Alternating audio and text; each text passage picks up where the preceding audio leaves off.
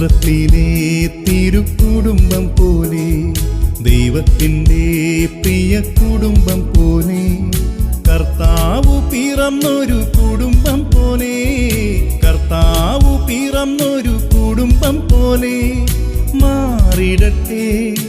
എന്നുമെന്നും. ദൈവം തിരഞ്ഞെടുത്ത ഈ കുടുംബം, ദൈവം തിരഞ്ഞെടുത്ത ഈ കുടുംബം, നസ്രത്തിലെ തിരുക്കുടുംബം പോലെ, ദൈവത്തിൻ്റെ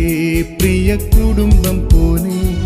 കർത്താവ് പിറന്നൊരു കുടുംബം പോലെ, കർത്താവ് പിറന്ന